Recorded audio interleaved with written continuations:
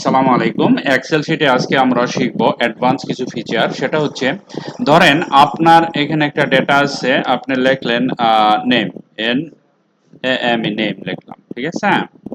Name আমরা এখানে লিখলাম সাপোজ ধরেন L O W E R lower case, ঠিক আছে? লোয়ার সিএসএ লোয়ার কেজ, তারপরে এখানে লিখলাম U P P E R upper CSA upper case. অর্থাৎ আমি এখানে যে লেখাটা লিখবো কিভাবে আপনি ছোট হাতের করবেন, কিভাবে বড় হাতের করবেন, এই জিনিসটা আমরা এক্সেল শিটে ফর্মুলার মাধ্যমে আমরা করতে পারি। আমরা একটু একটু বাড়িয়ে নেই, এখান থেকে ধরেন 15 করে দিলাম।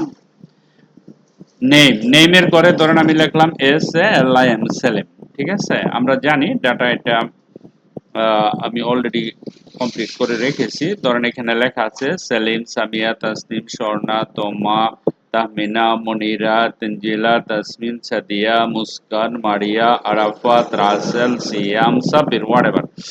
এই যে নামগুলি আমি লেখলাম, হুম, এই এই যে নামগুলি লেখলাম, ঠিক আছে? এই নামগুলির মধ্যে থেকে আমি কিভাবে ছোট হাতের বড় হাতের জিনিসটা বানাবো, এটাই আপনাদের দেখার কথা। হ্যাঁ, এখন এই যে সেলিম লেখাটা আমি যদি এখানে ইকুয়াল দিয়ে লিখি এল O W E R lower, দেখেন এখানে লোয়ার ফর্মুলা চলে আসছে।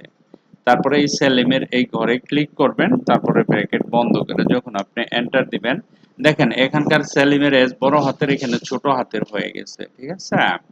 আমি একদম সহজ করে বুঝাচ্ছি, আপনাদের কঠিন লাগার কোনো, এখন যত লেখা আপনি এই কলামে লিখবেন সবকিছু ছোট হাতের হবে। আমি এখন সেম লেখাটা বড় হাতের করতে চাচ্ছি, ইকুয়াল ইউ পিপিইআর আপার, এই যে ফর্মুলাটা আছে এখানে ক্লিক করেন।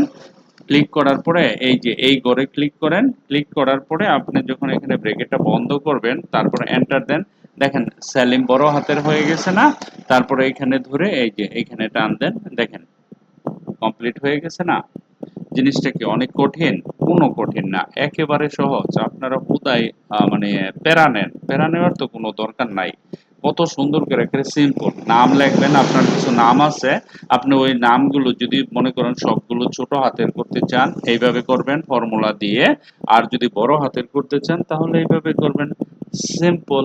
তো কি লিখতে হয় আমাদের ফর্মুলাটা, আমি ফর্মুলাটা দেখিয়ে দিচ্ছি আপনাদের যে আপনারা কিভাবে ফর্মুলাটা লিখবেন। ধরেন আমি এখানে এখানে ফর্মুলাটা লিখে দিচ্ছি, ঠিক আছে? ধরেন আমি এখানে লিখলাম, সর্বপ্রথম একটা সমান দিবেন, ঠিক আছে? তারপরে লিখবেন এল ও, এই যে এল O W E R lower লেখা ব্র্যাকেট দিবেন, ব্র্যাকেট দিয়া তারপরে যেই কলামের লেখাগুলো আছে ওইটা সিলেক্ট করবেন, ক্লোজ করবেন, তারপর একটা এন্টার দিবেন। এই হলো ফর্মুলা। দ্বিতীয় লাইনে আসেন, আপার কেজ, এই যে ইউ পিপিইআর শুধু আপার লিখবেন, আপার লেখা এখানে দিয়ে তারপর আবার যেই কলামটা আপার করতে চান, হ্যাঁ, সেটা সিলেক্ট করবেন, যেই ঘরে বসাইতে চান আর কি। হ্যাঁ, তো এইভাবে দেওয়ার পরে ব্র্যাকেট ক্লোজ করুন। এই হলো আমার ফর্মুলা, ঠিক আছে? এখন আমি হোমে গেলাম, হোমে গিয়ে এখানে ক্লিক করলাম, এখানে নিয়ে আসলাম ফর্মুলা দুইটা, তারপরে এটাকে বড় করলাম একটু লেখা গেলে, ঠিক আছে? দাঁড়ান আমি লেখাটা বড় করে দেই। আপনি চাইলে লেখাটা সিলেক্ট করে ধরেন আমরা যদি এটাকে বড় করি, এখান থেকে বড় করার কথা, হ্যাঁ এই যে বড় হচ্ছে, দেখাই, এখানে আসেন, তারপরে ব্যাকে আসেন, এই যে এইভাবে আসতে পারেন, ঠিক আছে? তো এটাকে আমি যদি এখানে সিলেক্ট করি তাহলে এটা যায়, তারপরে ধরেন এটাকে যদি সিলেক্ট করি তারপরে এখান থেকে এটাও চলে আসে। ওকে, দেখেন এই যে বড় হচ্ছে।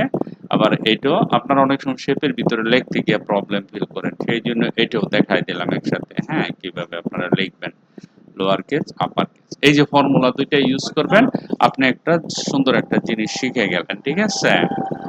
ওকে, thank you very much for watching this video. Bye by.